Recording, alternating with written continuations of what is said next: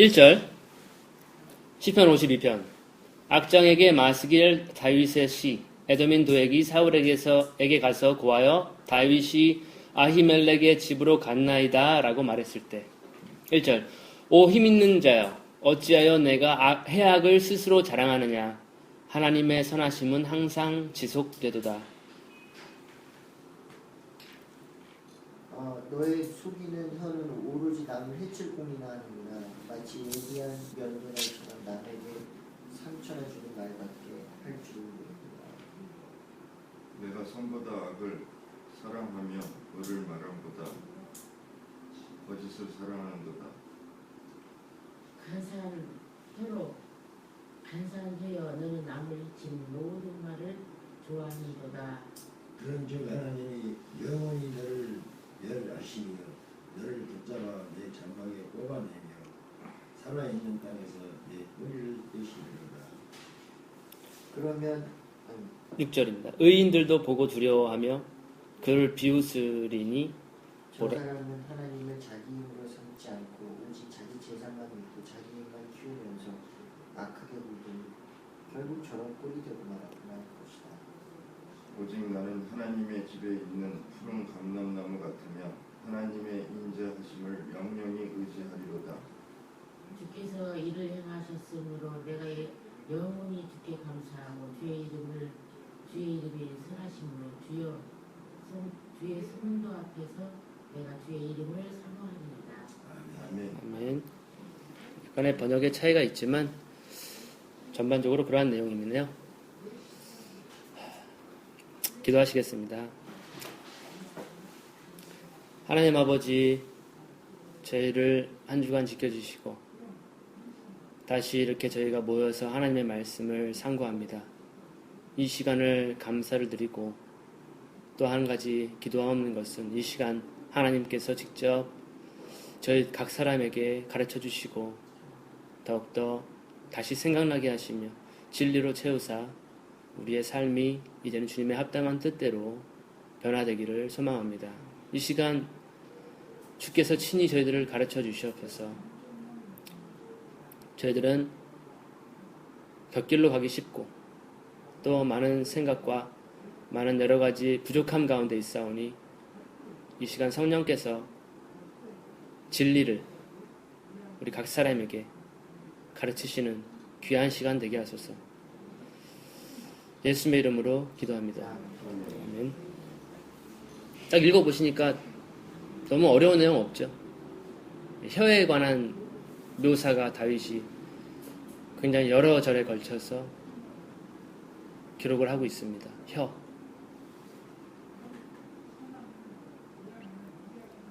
성경에는 혀에 관한 이야기가 너무나도 무수히 너무 많아요.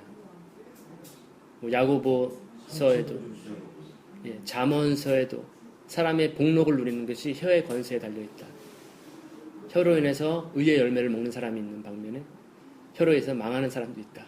이러한 교훈적인 전반적인 내용인데 오늘 이 시편 다윗의 시에도 그 혀에 대한 내용들이 기록이 되어 있어요. 근데 흥미로운 것은 뭐냐면 이 시편 52편은 한 사람, 다윗이 영감을 받아서 이 시편을 기록했는데 한 사람, 특정한 사람에 의한 받은 영감을 이 시편 52편에 기록을 했어요. 과거에 자기가 어떠한 경험을 했었고 그 사람을 통해서 느꼈던 그런 영감들이 있죠. 그걸 회상하면서 이 시편을 기록하지 않았나 생각이 됩니다. 1절부터 보시면은 제목을 먼저 보시면은 제목이 좀 길어요. 다윗이 할 얘기가 많았나 봐요. 악장에게 마스길 다윗의 시 에돔인 도액이 사울에게 가서 고하여 다윗이 아히멜렉의 집으로 갔나이다 라고 말했을 때 굉장히 길죠 제목이. 그래서 시편 52편은 굉장히 독특한 시입니다. 그 개인 한 사람으로부터 받은 그 영감으로 기록한 시편인데요. 그 사람은 다름 아닌 에돔인 도액이었습니다. 1절 오 힘있는 자여 강포한 자여 어찌하여 내가 해악을 악한 계획을 스스로 자랑하느냐. 하나님의 선하심은, 인자하심은 항상 지속되도다, 있도다. 다윗은 그 사람, 에돔인 도액을 힘 있는 자 혹은 강포한 자라고 묘사를 하고 있습니다. 이 시편에서 그 에돔인 도액이 사울에게 이렇게 고자질을 하고 다윗이 지금 아히멜렉이라고 하는 제사장 집에 있습니다라고 하는 그 상황은 다윗이 사울의 낯을 피해서 예, 도망을 하고 있었던 때예요. 고다지를 예, 사울은 다윗 요놈을 죽여야겠다. 백성들의 수소문을 들으면 다윗은 만만이요. 사울은 천천인데 다윗은 만만이다. 이스라엘의 초대 왕임에도 불구하고 하나님은 그를 버리셨죠. 사울. 예, 사울을 버리셨어요. 그리고 두 번째 왕인 다윗을 하나님께서 내 마음에 합한 사람이다. 사울은 불순종하는 사람이군요. 그런 일들로 인해서 하나님은 사울을 패하셨어요. 그랬더니 사울이 이제 시기와 분노로 가득하죠. 다윗에 대한. 요놈을 살려두면 안 되겠다. 하나님께서는 그를 왕으로 삼으시려 하지만 나는 요놈을 죽여야겠다. 그래야 내 왕국이 튼튼해지겠다. 그런 생각을 하고 사울이 다윗을 죽이려고 했던 그 상황이에요. 그래서 다윗은 도망가고 있었어요. 도망가는 중에 아히멜렉이라고 하는 제사장의 집으로 가요. 거기서 아히멜렉은 다윗이 선한 사람이라는 것을 알고 있었죠. 하나님의 종이라는 것을 알고 있었죠. 그리고 그의 평판이 좋은 것을 다 알고 있었어요. 그래서 그에게 제사장들만 먹을 수 있는 거룩한 떡을 다윗이 먹을 것이 좀 없습니까? 내 소년들도 굶주렸고 저도 배가 고픕니다. 그랬더니 그 아히멜렉이 우리가 일반적으로 먹는 떡은 없지만 제사장들만 먹을 수 있는 거룩한 떡은 있습니다. 그거를 이제 다윗에게 제공을 하죠. 그리고 그럼 여기 무기가 없습니까? 칼이 없습니까? 라고 하니까 그 아히멜렉이 당신이 쳐 죽인 물맷돌로 쳐 죽인 골리앗의 이 대검이 칼이 있습니다. 그걸 가지셔서 해서 다윗에게 그러한 것들을 공급해줘요. 그러니까 환난 중에 도피 중에 있는 하나님의 사람 있죠. 다윗. 그에게 먹을 것을 줬어요. 그리고 그에게 피할 것을 줬고 칼까지도 줬어요. 이런 시대의 상황이라는 것을 우리가 다시 한번 생각할 필요가 있어요. 그리고 그 다윗을 따라왔던 소년들을, 그러니까 그 군사들, 그들도 그 떡을 먹어야 되는데 더러운 몸으로는 그 떡을 먹을 수가 없거든요. 하나님의 성물을 더럽히는 것이기 때문에. 그래서 다윗이 그에 대해서 얘기하는 것이 뭐냐면 이들은 여자를 가까이 3일 동안 여자들을 가까이 하지 않았습니다. 그런 말을 하고 그 떡을 얻어서 먹는 그런 것들을 사건이 있는데, 그렇게 해서 아히멜렉이라고 하는 제사장은 다윗에게 선을 베풀었어요. 먹을 것을 주고 그랬었어요. 그랬는데 이제 도액이라고 하는 에돔인이 거기 그 상황에 있었어요. 그래서 사울이 잡으러 왔을 때 사울한테 아히멜렉의 집에 다윗이 숨어 있다. 사울한테 고자질을 한 거예요. 그랬더니 사울이 와가지고 아히멜렉한테 따지죠. 네가 왜 나한테 그걸 고발하지 않았냐. 그런 역적이다. 우리 왕국, 자기의 왕국을 무너뜨리는 그러한 반역자다. 왜 살려두고 고발하지 않았냐. 그러니까 아히멜렉이 왕이시여, 다윗은 선한 사람입니다. 하나님의 사람입니다. 그가 왕 앞에서 더 악한 일을 한 적이 없습니다. 역적의 일을 한 적이 없습니다. 오히려 충성하지 않았습니까? 그렇게 충성된 종이 없습니다. 라고 하니까 네가 그런 말을 하냐. 왜? 그래서 사울이 다 죽여버려라. 제사장들 다 불러와요. 한 85명. 그래서 사울이 자기 부하들한테 다 죽여라. 왜? 다윗을 살려두면. 그러니까 신하들이 두려워했어요. 하나님의 제사장을 왜 어떻게 죽일 수 있는가 우리가. 근데 사울은 이미 갔어. 예, 악신. 예, 죽여야 된다. 악신이 죽이고 있어서. 예, 그래서 하나님의 제사장들을 다 죽여버리라니까 부하들은 두려워가지고 못 죽이고 있었어요. 그랬더니 사울이 도액이라고 하는 에돔인 쳐 죽여라. 그러니까 도액이 85명 제사장들 다 죽여버렸어요. 그리고 제사장들이 거하는 가족들 있잖아요. 제사장들 가족들. 그 노비라고 하는 땅인가요? 거기 가가지고 남녀, 노소, 젖먹이, 어린아이 할 것 없이 다 죽여버려요. 그리고 소나 낙이나 양까지 다 죽여버려요. 그렇게 강포한 일을 행했던 사람이 바로 도액이라는 사람이에요. 그것을 생각하면서 다윗은 지금 이 시편을 기록하고 있는 거예요. 그 극악무도한 사람. 그래서 지금 다윗은 힘 있는 자여 혹은 강포한 자여 네가 해악을 스스로 자랑하는구나. 1절에 이렇게 묘사를 하고 있어요. 하지만 하나님의 선하심은 지속된다. 네가 아무리 해악을 자랑하고 네가 승승장구해도 하나님의 선하심은 지속된다. 인자하심은 지속된다. 무엇이냐 하면은 아히멜렉은 죽었잖아요. 선한 일을 했음에도 죽임당했어요. 예. 우리가 선한 일을 해도 악한 사탄의 권세 속에서 죽임당할 수도 있어요. 순교할 수 있어요. 그래도 여전히 하나님의 선하심은 인자하심은 지속된다. 너희들이 하나님의 인자하심을 막을 수 없다라고 지금 1절에 못을 박아놓고 있는 거예요. 그 힘 있는 자, 그 강포한 자의 특징이 있습니다. 바로 혀예요. 2절 네 혀가 해악을 꾀하며 심한 악을 꾀하며 날카로운 칼날같이 삭도같이 속임수로 간사로 일하는도다. 행하는도다. 혀가 특징적이죠. 마치 면도날처럼 예리하게 우리가 실수로 딱 면도날 대면 엄청나게 깊게 파이죠. 그거와 마찬가지로 삭도와 같이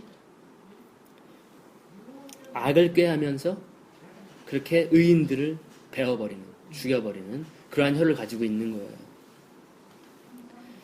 3절에 네가 선보다는 악을 사랑하며 의를 말하기보다는 거짓말하기를 더 사랑하는도다. 셀라.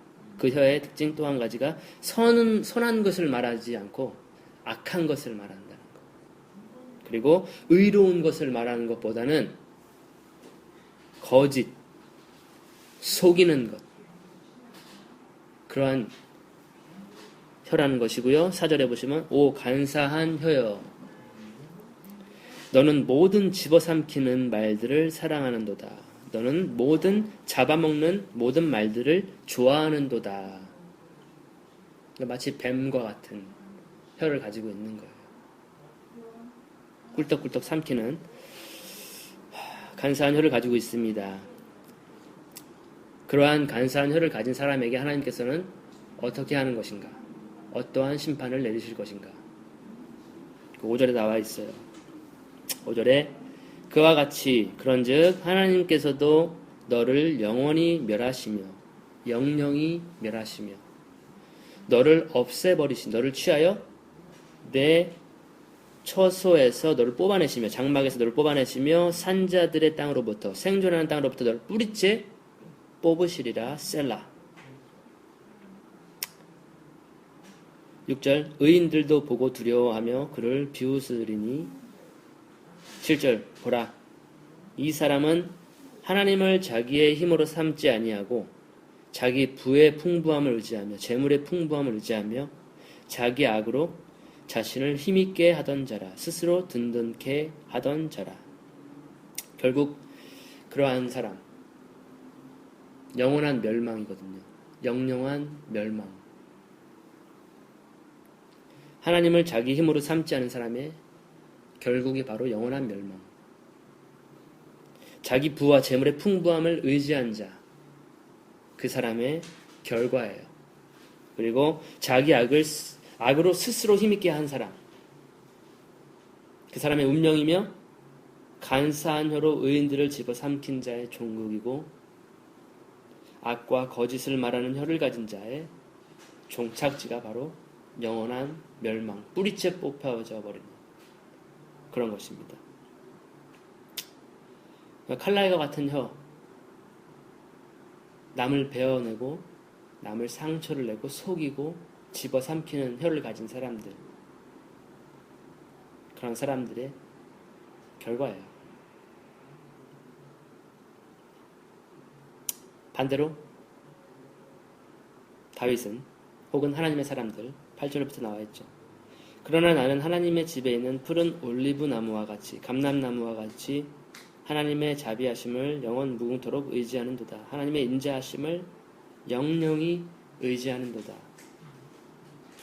이 사람은 자기 악을 의지했죠. 자기 부와 자기의 재물을 의지했습니다. 자기 혀, 자기의 능력을 의지했어요. 그러나 하나님의 사람들은 하나님의 자비를 의지하겠죠. 영원히 의지하겠죠. 하나님의 인자하심을 영원히 의지하겠죠.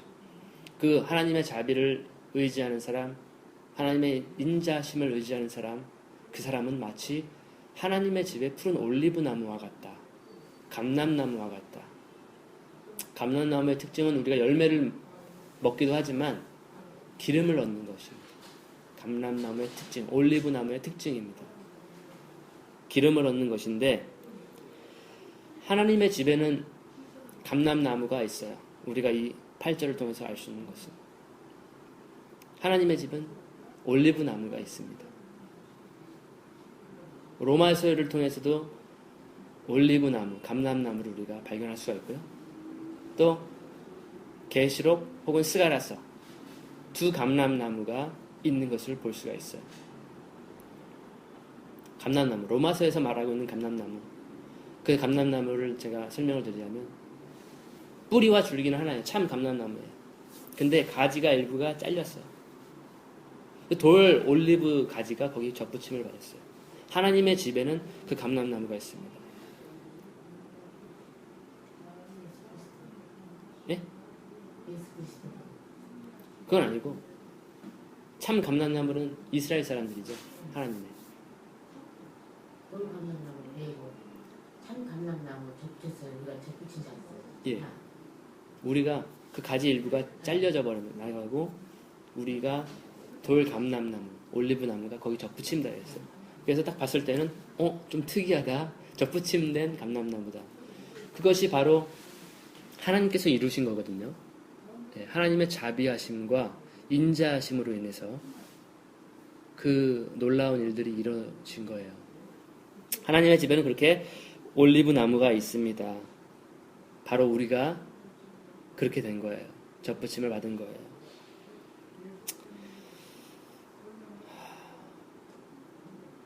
그래서 우리가 그 하나님의 올리브 나무가 되는 것, 하나님의 집에 심기어준 그러한 푸른 올리브 나무가 될 수 있는 것은 하나님의 인자하심과 자비하심으로 되는 것이거든요. 근데 거기에 이르는 방법, 우리가 생존 세계에서도 그렇게 되겠지만 그렇게 하나님의 집에서 푸른 감람나무처럼 이렇게 번성하는 것은 이르는 방법이 여러 가지로 있을 수 있어요. 아히멜렉과 같이 선한 일을 하다가 혹은 도피 중에 있는 하나님의 사람에게 먹을 것을 주고 입을 것을 주고 양식을 주고 해서 순교를 당해서 그러한 하나님의 올리브 나무처럼 이르는 방법이 있는가 반면 다윗과 같이 하나님께서 그에게 맡기신 이 땅에서 여러 가지 일들을 완수하고 목숨이 다해서 수명이 다해서 그 하나님의 감람나무로 되는 것. 그렇게 여러 가지 방법이 있을 수 있어요. 그렇게 방법은 여러 가지가 있을 수 있겠지만 우리는 그런 하나님의 올리브 나무가 되는 것을 알 수가 있고요. 9절에 보시죠. 우리가 그렇게 된 것은 9절 주께서 그것을 행하셨으므로 이를 행하셨으므로 내가 주를 영원히 찬양할 것이요 혹은 영영히 주께 감사하고 주의 이름이 주의 성도들 앞에 선하심으로 내가 주의 이름을 기다리리이다 의지하리이다. 주의 이름을 기다리리이다 의지하리이다. 주께서 일을 행하신 거죠. 우리가 하나님의 집에 올리브 나무가 된 것은 하나님께서 행하시는 일들이에요. 그렇기 때문에 우리는 주께 영원히 감사드리고 영원히 찬양을 하는 것, 찬양하게 될 것이라는 것. 그리고 주의 이름은 주의 성도들 앞에 선하시기 때문에 우리는 그 이름을, 하나님의 이름을 영원히 기다리고 의지하는 자가 되는 거죠. 아히멜렉과 같은 인생을 봤을 때에는 정말 좋은 일만 했는데 하나님의 뜻대로 살았을 뿐인데 죽임을 당하는, 자기뿐만이 아니라 자기에 속한 모든 가족들, 아이들, 젖먹이까지 다 죽임을 당했어요. 그래도 하나님의 선하심과 인자하심은 영원하다 이거죠. 그리고 하나님의 이름은 우리들에게, 우리가 순교를 당할지라도 지극히 선하시다 이거죠. 왜냐하면 우리가 하나님의 집에 푸른 올리브나무처럼 그렇게 될 것이기 때문에. 예. 그렇기 때문에 우리는 하나님의 이름을 영원히 찬양하고 감사를 드리고, 그 다음에 그 이름을 기다려야 되겠죠. 의지해야 되겠죠. 하나님의 이름은 여러분 다 아실 것 같아요. 시편을 보시면서 어떤 나누고 싶으신 것도 있나요? 하나님의 감람나무가 되자. 다른 분들은요? 그러니까 이 혀를 조심해야 되고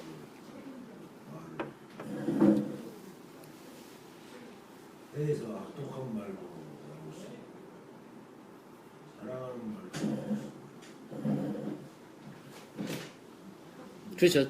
두 가지 혀를 구분하고 있는데 아히멜렉과 같은 선한 일을 예. 할 수도 있고 선한 일을 행했잖아요. 다윗이 무슨 죄인입니까? 악한 독사와 같은 말을 예. 다윗이 무슨 죄가 있습니까? 그는 충신입니다. 왜 충신을 몰라보십니까? 의로운 말을 하다가 죽었잖아요. 반면에 도액이라고 하는 이 사람은 거기 숨어 있습니다. 다윗이.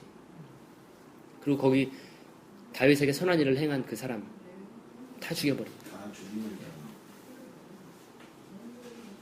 근데 그 악한 혀를 가진 사람, 더러운 혀를 가진 사람, 남을 집어삼키는 혀를 가진 사람, 남을 삭도와 같이 잘라내는, 베어내는 사람, 영원히 이 생존 세계에서 뿌리치에 뽑혀버리는 그 장막에서, 처소에서 완전히 하나님이 뽑아내버리신다. 완전히 뿌리도 남지 아니하고.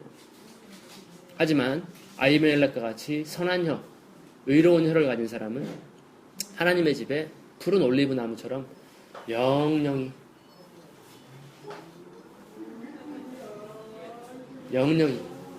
하나님의 자비와 긍휼이 없으면 안 된다는 얘기죠. 그렇습니다.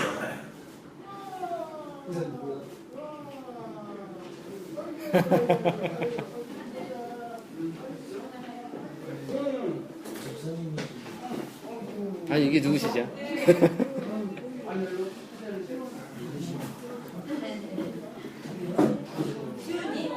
시온이가 왔어요.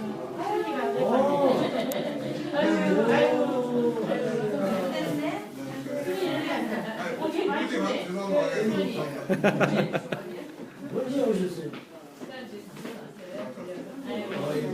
잘 오셨습니다. 예. 아유, 봤어. 아이고. 아이고나. 자, 빨리. 기도로 마치겠습니다. 기도하시겠습니다. 하나님 아버지 감사드립니다. 하나님의 이름은 우리 성도들 앞에 우리가 순교를 당하고 죽임을 당할지라도 영원히 선하십니다. 그 선하신 이름을 우리가 기억합니다. 의지합니다. 또 기다립니다. 예수님, 우리가 주님을 기다립니다. 의지합니다. 세상은 강포한 자의 그러한 범람과 그들의 악독이 넘쳐나고 있습니다. 의인들이 죽어가고 있고 악인들의 번성으로 인해서 우리들이 핍박을 받고 있습니다. 그러나 주께서는 여전히 선하십니다. 자비로우십니다. 인자하십니다. 우리는 하나님의 집에 올리브나무와 같이 영원히 번성할 것이며 하나님의 이름을 영원히 감사드리며 찬양할 것입니다. 이 약속을 주심을 감사드리며 예수님 이름으로 기도합니다.